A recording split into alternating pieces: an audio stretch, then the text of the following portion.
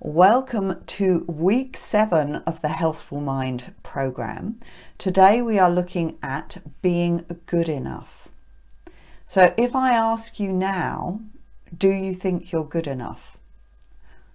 Are you loved enough?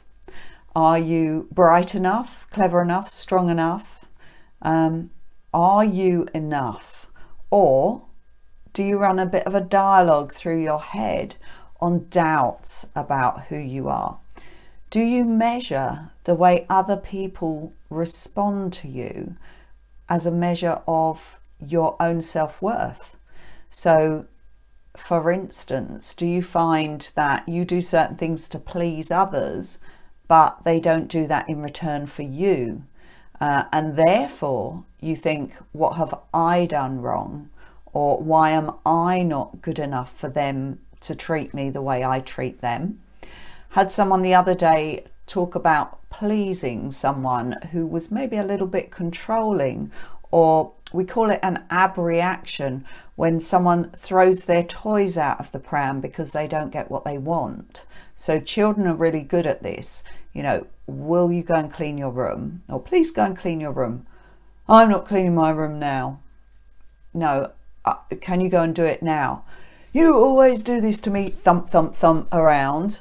Then, okay, enough, go and clean your room. And now they trash their room. Or they just, you're a horrible mother, I'm going to go and live with my dad, you know, things like that.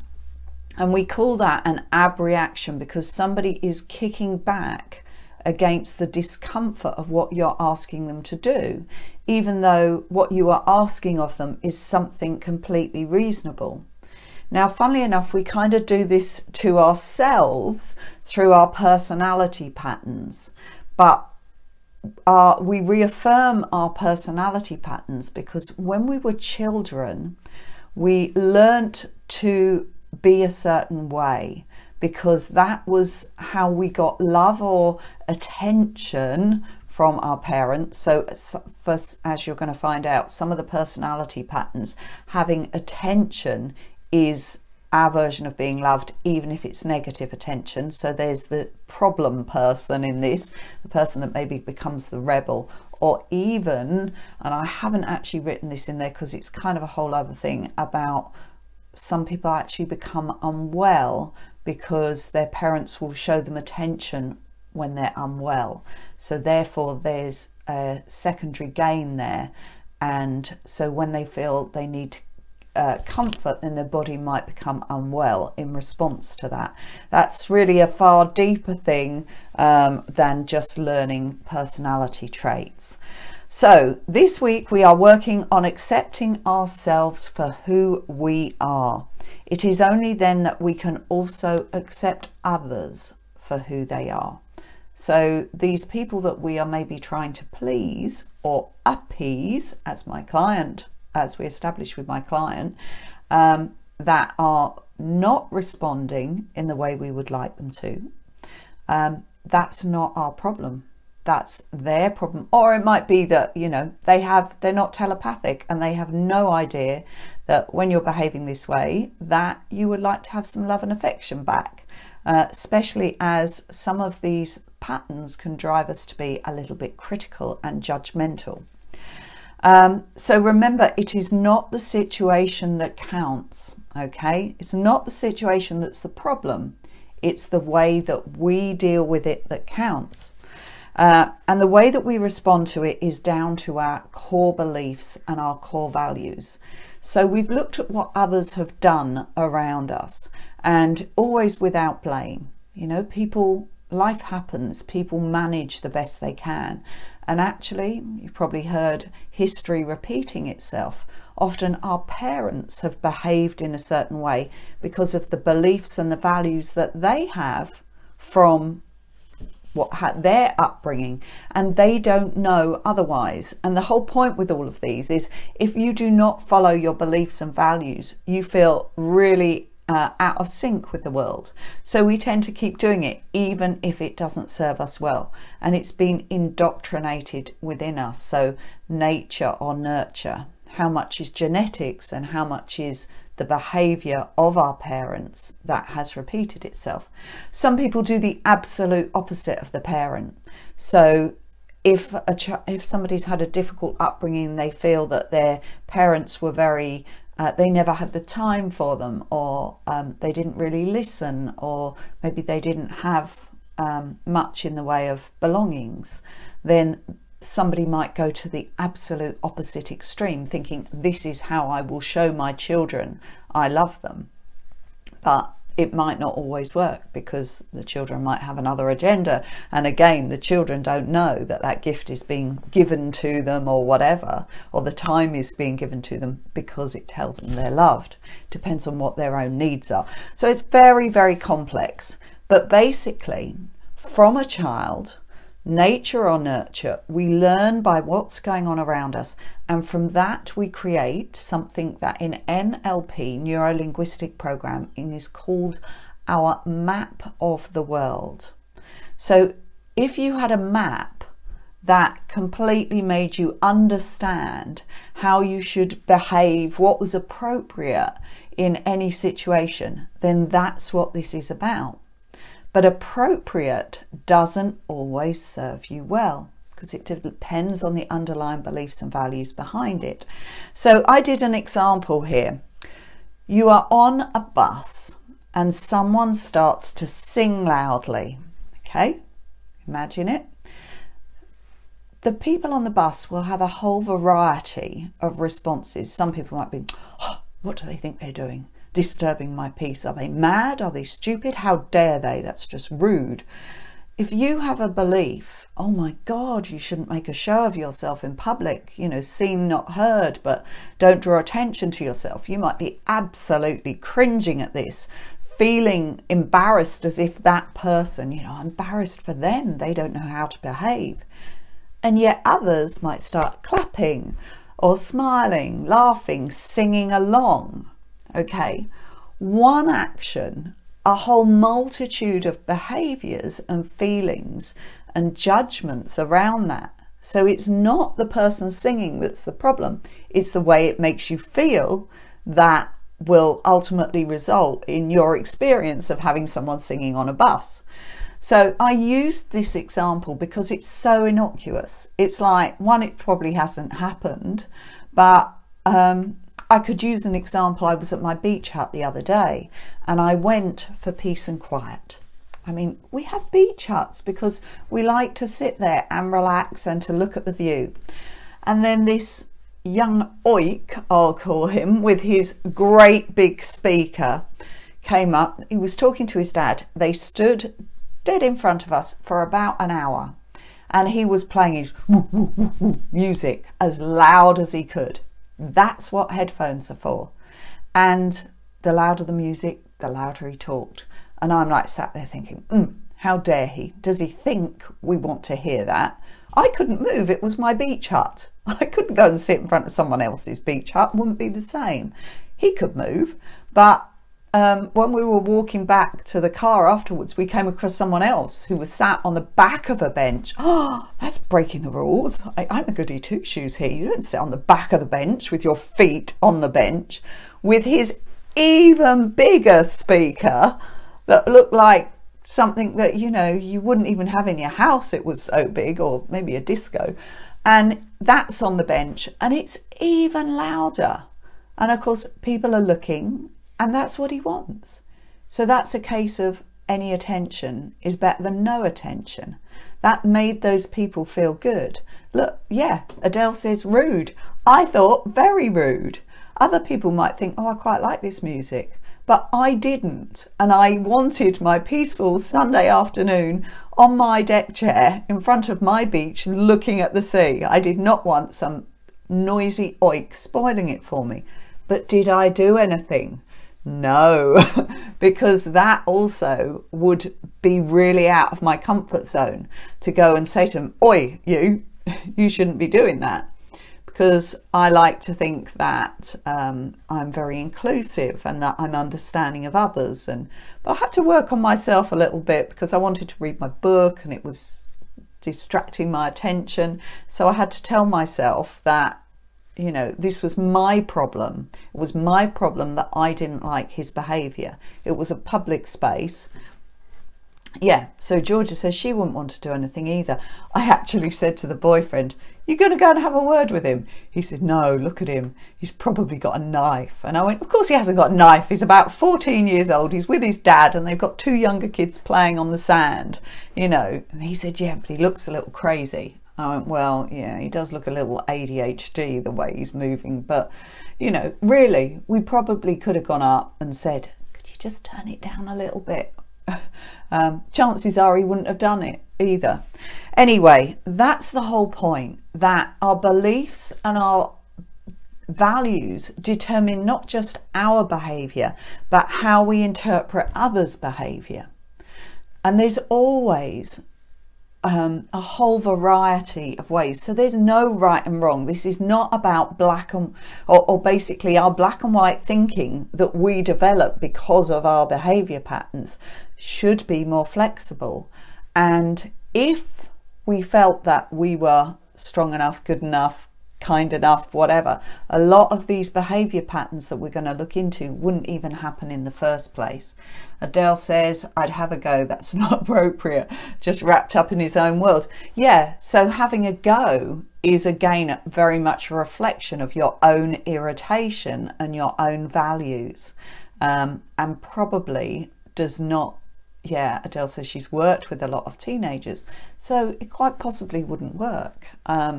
If you go up and try and be cool, go, "Yo, brother," you know, how about you turn the tunes down? I mean, they'd probably go, cringe, 55-year-old giving me a hard time. I don't have respect. Maybe he doesn't have respect for authority or whatever. Anyway, we could go into this for ages. But basically, when did you learn to feel this way? So we've looked at that before in terms of PTSD and anxiety and trauma. But when did you learn to think what's right and wrong? Because you were taught it.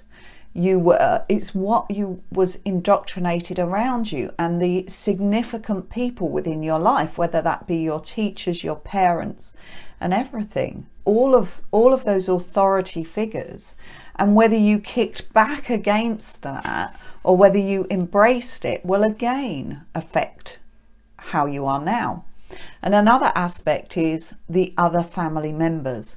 So if I'm talking to someone that comes from a family of, say, 7 kids, you've got a wide variety of personality traits within there because they are all vying for attention. And if someone is the attention seeker and they're going to do it in a naughty way, somebody else will become the goody two-shoes because it's like the polar opposite. And so really we're all manipulating as children. We're all learning to manipulate our parents to figure out how we get our needs how we get our needs met the best. But as adults, we shouldn't try and manipulate other adults, but we still do it. And we also can feel manipulated by them because our beliefs and behaviours, when we feel they've got other ones, then we may feel they are trying to make us behave a certain way. And if we say someone makes us feel a certain way, that gives them all the power. That says they would have to change for me to feel better. But if you felt completely confident with who you were, then you wouldn't need, or you wouldn't respond to that. You'd be quite confident to say, oh, I see your point of view, but I don't feel the same. So again, it's not what somebody says, but it is the way we feel about that. It's not what somebody does, it's the way we respond to that. So today is all about coming into us taking control, us standing in our place of strength, by recognizing that we are enough. We're not perfect. There's a perfect personality pattern, but nobody is perfect. We are all flawed in some way, and we are definitely not a mirror image of anybody else in our life. Otherwise we would be robots. So we have to learn to adapt our map of the world to fit what works for us, and to have that grey area that says, yeah, maybe I don't have to feel like this or think like this in this situation. But the more in our absolute hearts and our heads and our core that we believe that we are good enough now as adults, because we may not have done as children, but as adults we have that power to make that decision for ourselves, and we can find the evidence. So today's hypnosis, or this week's hypnosis, is about being enough. But in that exercise you look at, when recently have I felt like I was good enough? And it can be the tiniest thing, it doesn't matter. Capturing that, can you go back then to the earliest time where you felt loved, you felt safe, you felt you were good enough? And then it's like, well, somewhere in some events in between, you decided you weren't. But as you've already proven that you still can feel enough now in the right environment, then you must be enough. You know, the proof is there. So then we really harness that, because if we can't find the evidence, we'll probably always argue with ourselves. So sometimes we have to kind of make that. So the same way that you were looking for the things that gave you pleasure, you were looking for health, you were looking for happiness at the beginning. Now you're looking maybe a little bit deeper of that and saying, it's okay that I feel that way. I'm pretty good, actually. You know, other people do like me. They are showing me love. They do other things. So focusing on what you do have rather than what you don't have, and then harnessing it. And then there is a shorter meditation, and I've also put in there the words to this, which, like we did opening up to health and happiness at the beginning, we are now, I am loved, I am loving, I am lovable. So those three things, vitally important to instill that within us. So I think the meditation is only like 6 minutes long or something. So, and I would encourage you to print out those words and to look at them if this is something that really, really resonates with you, and to start. So Georgia says she's looking forward to this meditation. Hooray. Yes, it's lovely. And of course, feeling is believing. Always got to feel it. If we don't feel it, if we say, I'm loved, and we go, no, I'm not, well, it's not going to help us. So that's why we look for the evidence, and we think, what is that feeling of loved? You might want to think about how you love someone else, a child, a pet, a parent, anything. Who do I love? And what does that feel like? And now I'm into the tune of love. I can give it to myself. It's a feeling. Why should you not give it to yourself? Because you are worth it. Absolutely.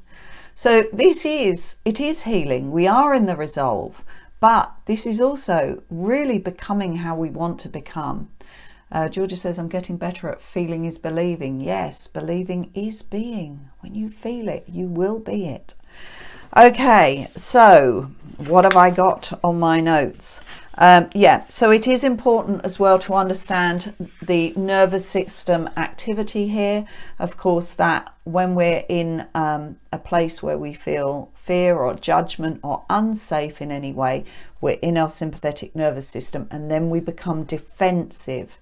So if we are ever defensive about our own beliefs, it's because it's uncomfortable. And so we feel we have to fight our corner, as it were. It's important to remember that just because we learnt it, it does not make it true, okay? Because one person can learn one thing and another person can learn something else entirely about the same thing. Okay, 2 + 2 is 4. You learnt that, that's true. But when it comes to feeling, beliefs and values, you know, the fundamental ones, yes, don't go and hurt someone else intentionally. But, you know, on the majority of these, that they're not set in stone. They are a perception. Okay, so let's look at, so I had a list of various things when asking, are you enough? So, are you good enough? How do you respond? Do you feel you meet others' expectations, or do you disappoint them? Do you disappoint yourself? Do you feel others give you do you feel others don't give you the love and support that you desire? Or do you feel taken advantage of, disrespected, disappointed, resentful, anything like that? Do you feel you should have to behave in a certain way that feels uncomfortable to you just to fit in with others? Okay. Because you're fearful that they will dislike you otherwise. So some people really morph into the people that they're hanging around, and that can be because they don't trust their own judgment. They don't feel like they're good enough. So, but these people, especially, the popular kids at school, if I mimic their behavior, if I dress like them, if I talk like them, if I behave like them, they will accept me, and therefore I will feel good enough. But often the person doesn't feel good enough because it's not natural to them. It's against their map of the world. Do you believe you can't do things that others can do? So do you have limiting beliefs? Are you limiting yourself? You may also find that you're harsh on yourself. So these are all signs that your personality patterns are not supporting you. So your personality patterns come basically, what were you rewarded for? I seem to have the wrong teeth in again. What were you rewarded for as a child? And what did your primary caregiver teach you about love and security? Okay, and love and safety. So to ensure that you feel loved in the world, you set these personality patterns. It's what worked for you. But if it's not working now, the strange thing is we keep trying to do it. And yet Einstein's theory of insanity was doing the same thing over and over and expecting something different. So if you are not feeling how you want to feel, if you keep doing it, you're going to still keep feeling the way that you're doing, the way that you're feeling. But if you change a belief behind it or change what you're doing, then you can find a better way. And that's what we're going to do today. So the main personality patterns that we are going to look at are helper, achiever, perfectionist, controller, anxiety, and one that doesn't always come up, but it's a really big one, problem personality. Okay, so let's look at the helper. And I often come across helpers and they have burnt themselves out trying to look after others but neglecting their own needs. The warning here is that there is always something more that you could do for someone else. Okay, but it doesn't mean just because you can do it that you should do it. So we always look out for must-haves, should do, shouldn't do, these judgments. So where do you draw the line with a helper? Helpers define themselves by meeting others' needs to meet their own needs. Okay, if I look after them, I am worthy. Helpers can lose contact with what they really want because they're so busy trying to please or appease others, and they feel guilty if they put themselves first. They feel guilty if they say no to someone, and even sometimes if they make time for their own well-being. And yet this is a case of you've got to put your own oxygen mask on first so you can then help others, because you're no good to anyone burnt out. We may think that we are pleasing others, but what we are doing is appeasing them when we are managing others' selfish, controlling behaviours. So that's a fear of what will happen if we don't do it. But then we do more than we really want to do. We've been manipulated. We give and do for others when deep down what we want is for them to do the same for us. But they're not mind readers and they didn't know. They just thought, great, thanks, she's going to cook the dinner every night. Great, she's going to do all the childcare. I've got away with that one. Not always the case. And they will keep getting away with it if you let them, because like my husband used to say, he used to make a mess and he was impossible at clearing it up. So say he dropped something, he'd be like, oh, I don't know what to do. And so I'd clean it up and he'd watch me and I'd go, this is not a spectator sport. And he'd be, yeah, but you like doing it.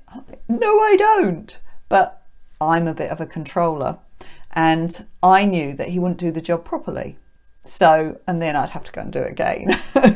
So yes, it was satisfying my controlling need, but I was really resentful of the fact that he wasn't capable of doing it. Seeing how this works.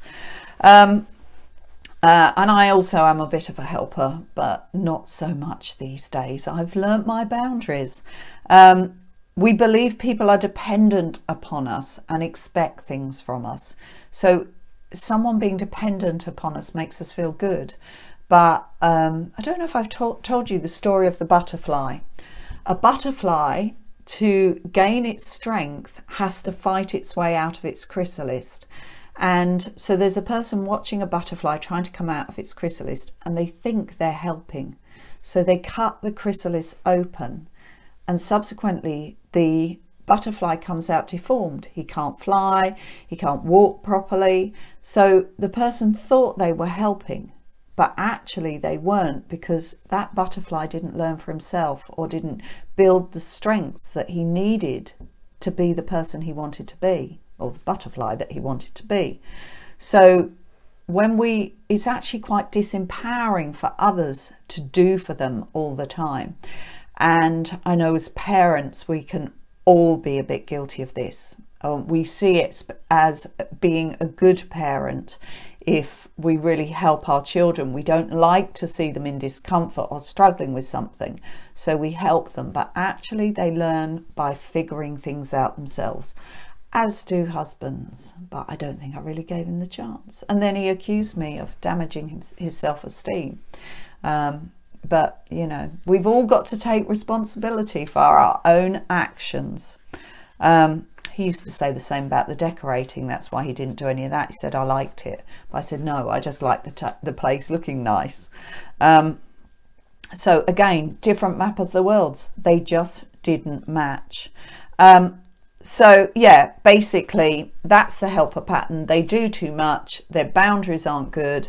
They see themselves, if I do this, then people will love me. And I see that a lot, as I say, within larger families, that somebody is the helper. And then everybody does rely on them and everybody goes to them with all of their problems. But they've created this. And yes, one side of them, it makes them feel good, but it burns them out, because then they feel burdened by other people's problems. And then they can't let things go. And it's really uncomfortable to not help then. So in that case, you have to work on changing your feelings about not helping, not saying, well, if I keep doing this, in the end, I'm going to feel better. No, if you keep doing this, you'll do more and more, and then you'll end up burnt out. Okay, the achiever kind of speaks for itself, doesn't it? They all do.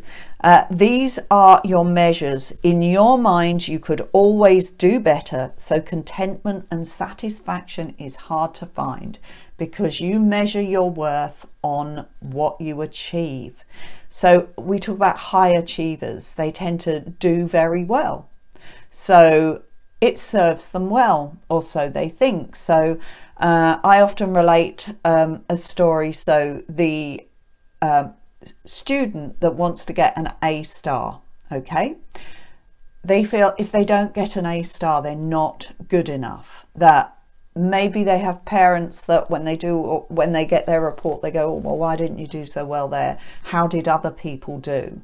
So the achiever compares themselves to others, but also to their own high standards. One of the worst things for an achiever would be to fail. Fail would be mortifying, because what would others think? So they're often highly aware of what others think, but also they can be right up their own arses in when they see what they have achieved, and then be judgmental on others, like, well, why can't they achieve that? You know, I'm better than them. Adele says, no, that's me, need to achieve, uncomfortable if I'm coasting. Yeah, okay. So, but it can leave us feeling very, very dissatisfied. We never get to that point where we can just go, oh, my life is quite good. We don't relax. I say we, am I one of these people?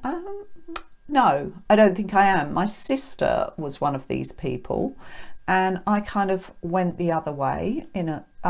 It's important for me to come across as knowledgeable. I'm very passionate about what I do, and I was frustrated because I was ill for so long and I couldn't achieve, and I felt like my body and my brain weren't on the same pathway here, and I found that very frustrating. So now I have no desire to be the best or to get an A star. I just have a desire to do a good job and to see good results. Okay.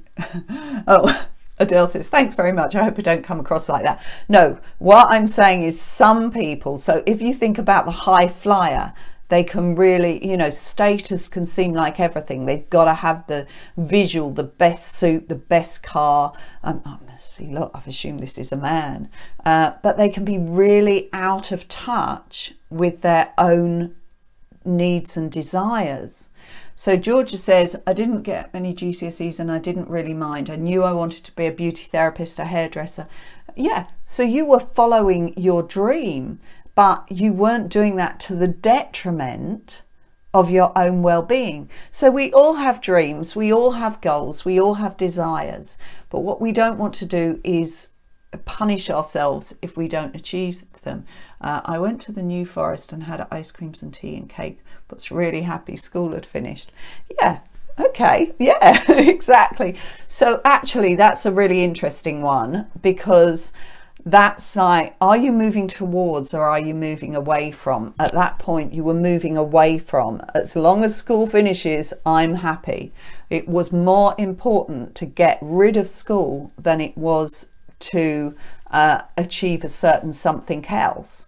Whereas for other people, they've just got to keep learning, keep doing. They're so blinkered on the prize, if you like, that they're completely oblivious to everything else that's going on around them. And that is also very detrimental to their own well-being, because they also can go to burnout and they can be very, very disconnected to their bodies.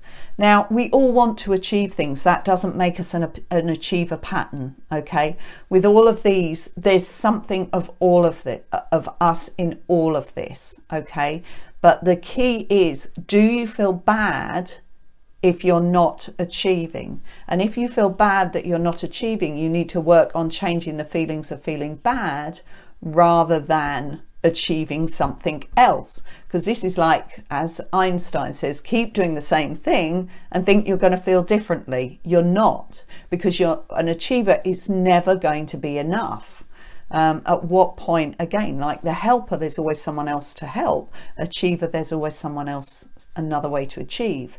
So they may go and do a degree, and then they do a master's, and then they do a PhD, and then where do you go from there? It's like, and it can seem like the world is crashing in if they fail. You can't fail. Just says, adamant to drive, and I was so upset when I failed my theory. Yeah, that was you going towards something, and the consequences of not doing it were disappointing. But that's not the same as a self-judgment saying, well, I won't be loved because I didn't achieve it. But an achiever sees the status that they get from having those results or having that good job as being what makes them worthy. And so, for instance, when someone retires and they've had that high status, they can find it really difficult to not have that status anymore, and they might keep harping back to what they did do. Don't worry, there are 4 more degrees higher than a PhD. Your dad had them all. Yeah, my dad was a high achiever, my sister is a high achiever, but my dad didn't really, he cared for himself, but he never wanted the status as such. He just just loved it, really. Yeah, your dad in mathematics, mine in mass spectrometry.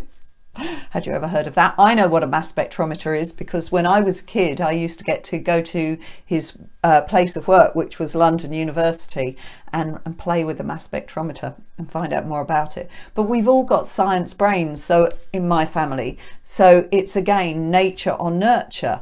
There's a certain amount, but, you know, we're all individuals. We got to find our own way. Okay, what else have we got? Sorry, I got a really itchy nose today. What else have we got? So achievers can treat their bodies like a machine, often neglecting to give it an MOT when it needs one. Less than our best or less than others is not good enough, so that can feel uncomfortable. And yes, ultimately failure is not an option. Right, the perfectionist pattern. Perfection doesn't exist. So sorry, perfectionists, you are on a hide to nothing here. You will never feel good enough if you think everything has to be perfect, because what is perfect? In most of our lives, we can't measure perfect. A lot of perfectionists get OCD, as do controllers, which is the next one. So for a perfectionist, their self-worth is tied into getting it right and wrong. Very, very strong moral judgments, but mainly upon themselves. They can feel very uncomfortable with people that just are laid back and don't really care. So if a perfectionist, say, is a boss, or actually a worker, if other colleagues of theirs are not as articulate or not as much as a perfectionist in doing their job, then it can feel very, very uncomfortable, and you can get very irritated by that. There needs to be a grey area. So black and white thinking doesn't work, and that's kind of an all or nothing. There's nothing general in a perfectionist. Adele, me too. History and language were my best subjects. I also struggled with driving test, 5th attempt, but moved around. Okay. Striving for the impossible, and as there's no such thing as perfect, they keep striving. And again, this is often because they are trying to move away from their discomfort. Unlike the achiever that is moving towards a goal, I will feel better when I have that. The perfectionist is like, not achieving perfection is too uncomfortable, therefore I have to keep going, I have to find another way. So they might be less set on that actual goal, but more set on the more focused on the finer detail of everything. So if a job is worth doing, it's worth doing properly. If we feel unsafe and in danger when something is wrong. So that's important as well. So again, an OCD behavior, that if you, for somebody that maybe sees a mark on the wall or dirt on the surface, they have to clean that off because it's too uncomfortable for them for it to be wrong. If others don't do things to your standards, you feel disappointed and frustrated, and then we'll slip into the controller behavior. So you can see perfectionist, controllers and anxiety patterns all get muddled up here. So the controller pattern, anxiety is trying to control things that we cannot control. So controllers will often seem intolerant as they show anger and frustration rather than acknowledge their own anxiety. Okay, anxiety comes from trying to control things we cannot control. Okay, so for perfectionist, that's a significant thing as well. But yeah, for the controller, they are desperately trying to manage their own emotions by getting in control of things. This is me. The worst thing that anybody can do for a controller is to hold a surprise something, a surprise party, or worse still, because that's only for a short duration, a surprise holiday. How could I have a surprise holiday without knowing, well, what did I need to pack? I pack everybody's bag when I go on holiday. I make sure that they've all got their toothbrushes, their pants and socks. You know, heaven help us if we forgot something, we'd have to go and buy it.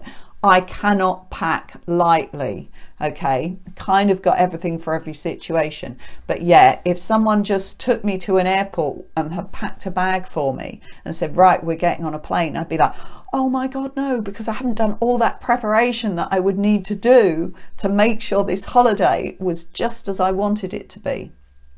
Now, I complain when other people don't take charge. I'm like, oh, I'm the one that has to organise everything. But I kind of dig my own grave here. So we tend to take on too much as we don't trust others. Being in control makes us feel safe in the world, so we feel unsafe. So yeah, Georgia, this is you. Yeah, a lot of anxiety pattern are also controlling, as I say, because anxiety is trying to control what we can't control.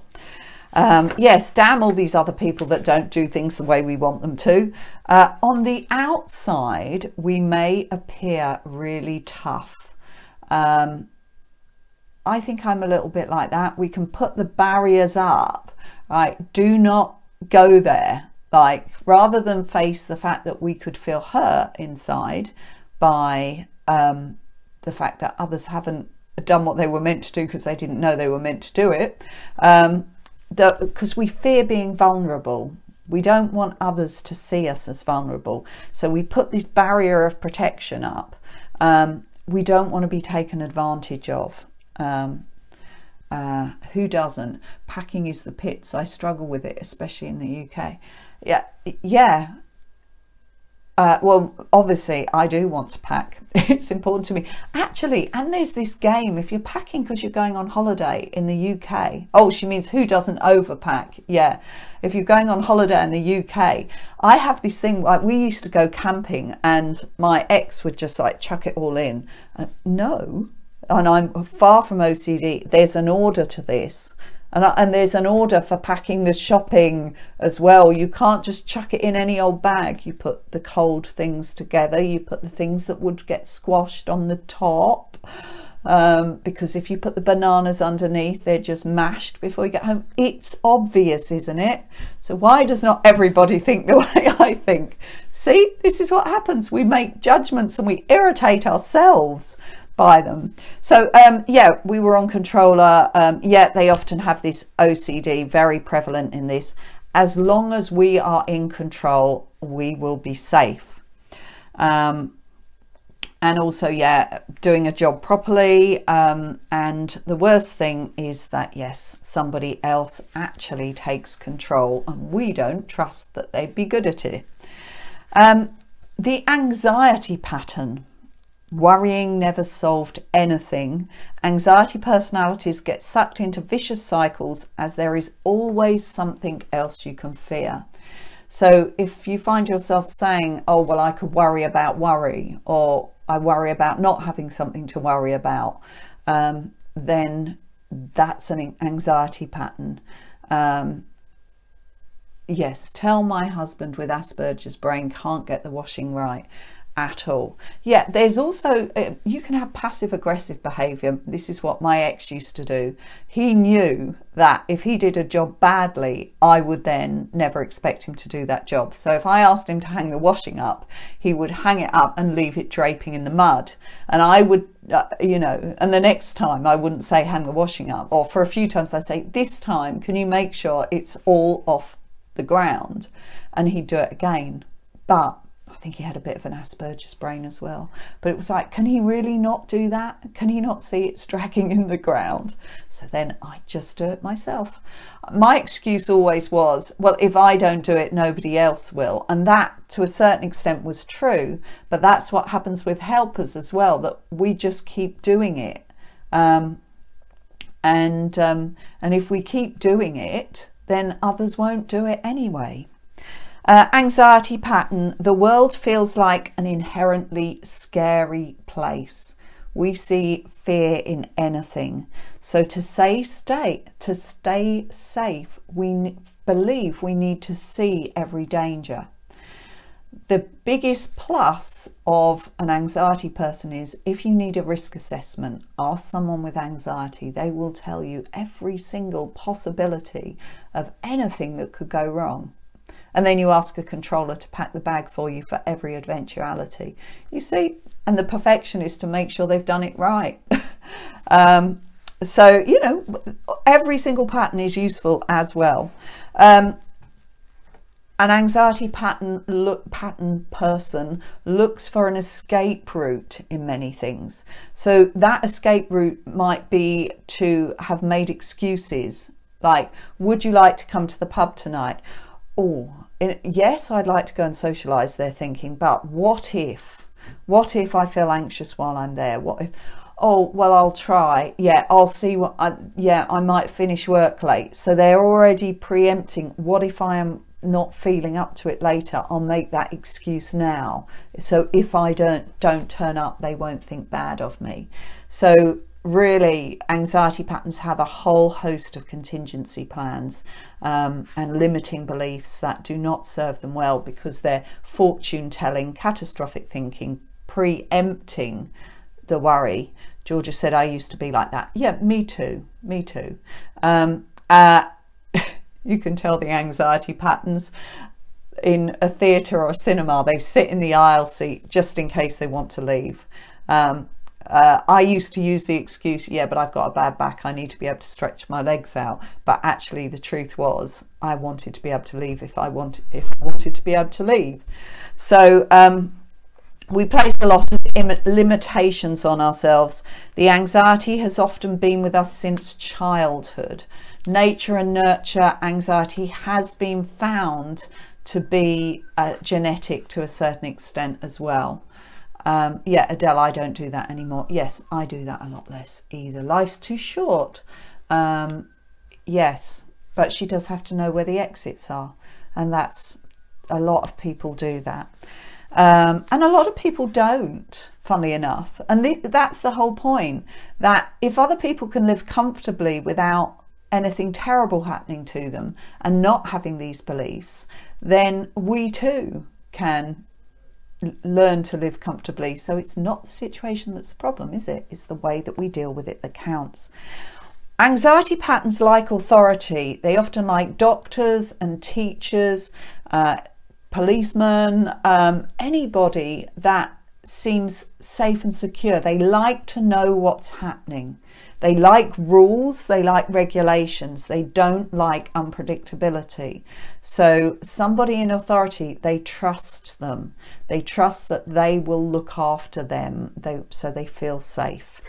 A lot of people, we've talked a lot about what's gone on in the past. That's a great trigger for anxiety patterns. When we've been in trauma, we trigger the anxiety, but then the behaviors around that we no longer need to do because we are not in that situation now, we still do. So as with all of these, if they're formed in childhood, they're not relevant now. The problem personality, the rebel, the naughty one, the class clown, as I say, even the sick person, the person that, you know, just doesn't do what they're meant to do or doesn't feel how they're meant to feel, because any attention is better than none. And these people are much more likely to get into problems with drink, drugs, to get in with the bad crowd. They can be quite angry, aggressive, because they have a chip on their shoulder.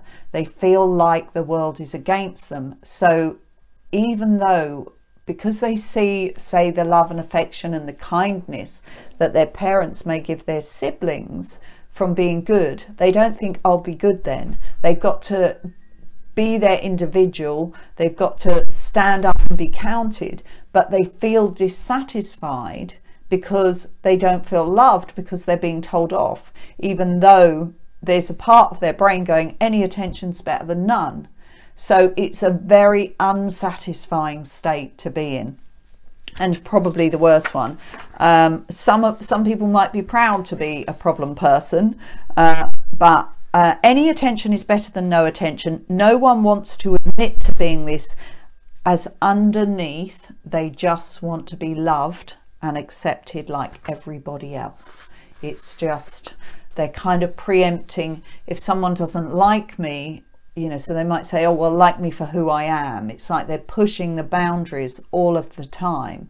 And if you don't like me for who I am, then I can blame you because it's your problem, not mine. Whereas underneath, it's because they don't think they're good enough. And so they've got to, they don't believe they can be seen for being good because they're not good, if that makes sense. So they crave attention. They might be a drama queen as well, rebel, naughty one, class clown. They feel angry and resentful, as if, what are you looking at? You think you're better than me, that type of thing. The other person wasn't thinking that. The other person was just carrying on. So they have this chip on their shoulder. And then, so one of the worst things for a problem person would be to show a weakness. Okay, Adele has a demanding princess as a friend. Yes, I know people like that too. So this is by no means an exhaustive list, and you can see from these personality types there's pluses and cons to it. The bottom line is, if you are not getting what you want or feeling how you want to feel, is it because you are doing things that are not actually serving you well, and you're doing them because of something you learned when you were like 2 years old? Okay, if you learn, so Georgia says, this sounds like my ex. He will never show weakness. He thinks he needs to be strong all the time. Yeah, and actually if they could admit that they have weaknesses, then others could support them and help them, and they would get what they want. But instead they don't. They try and manipulate others to come into their world, and even when they come into their world, they don't want them in there. So it never works. It's great to be a helper. It makes you a kind person, but you should not measure yourself on others' responses to your kindness, and you should also not neglect your own needs in favour of others. So think about putting the oxygen mask on. We can all strive to achieve something, but we need to recognise when we have done well and be proud of ourselves. So we need to feel good about who we are, even if we still want to strive and do more, but we need to recognise our worth as well. And that we are worth more than our achievements, okay? Not just academic or something like that, that the whole person that we are is actually, if not more important. So to be a bit of a helper as well. It is great to lead and to take control. It gets a good job done. It might make a wonderful manager, but it's probably not a wonderful manager actually, because then you keep doing the stuff. You have to learn to delegate as well. So we don't want you to burn your way out of it. And as I said with the story of the butterfly, it is important that you learn to, for others to achieve as well. If you control others' behaviour, they don't learn the right and wrong and, you know, the general experiences of life, in particular with our children. We all get fearful and anxious at times, but seeing potential danger in everything is exhausting.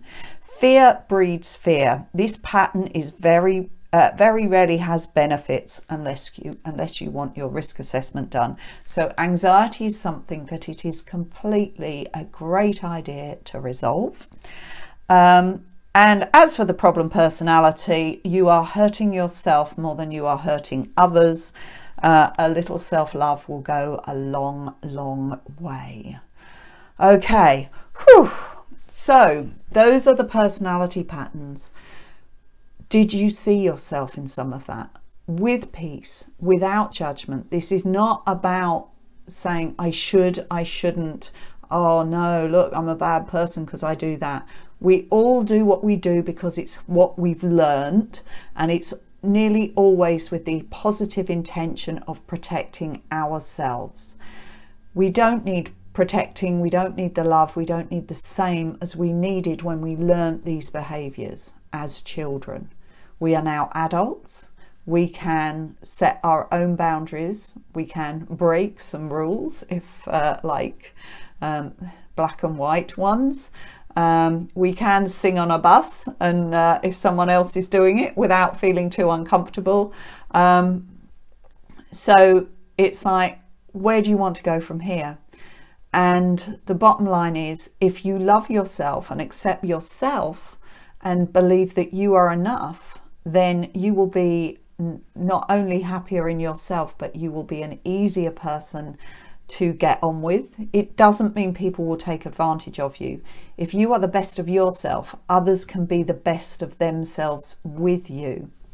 If you've got your defense mechanisms out, which a lot of these personality traits are, others will be defensive against you. So today's exercise is this hypnosis on being enough, finding the evidence, feeling the evidence, then projecting it into the future, into how you're going to move forward with this. And that short meditation for being loved, truly feeling like you are worth it, because you are. Everybody is worth it. Okay? No one should suffer needlessly. No one should punish themselves unless they've done something really bad. We're all in some way faulty. Otherwise we would be robots, and we are not. Your positivity journaling this week is going to be noticing your positive traits. So we've talked a bit about the negative ones, but I want you to write down lists of all your wonderful positive traits. So even if you are a helper and you're kind, then put that down as a positive and rejoice in it. Just don't measure yourself against others or their responses because you do that. So all of your positive traits, put it in your journal, and contact me if you need to. That is today's lesson. Whew, lots in there. It's all written down. I'm about to put it up in the course site before I go for my jab. This video will also go into the course site very, very shortly. It took about 2 hours to download last time. So that will be in there later today. If my arm works once it's been jabbed. I think I'm going for the left one so I can still do things with the right. Okay, have a wonderful weekend. Thank you for joining me, and see you again next week when we're going to do some forgiveness, so of others and ourselves, before moving into rebooting. All right, see you then, and contact me if you need to. Bye bye for now.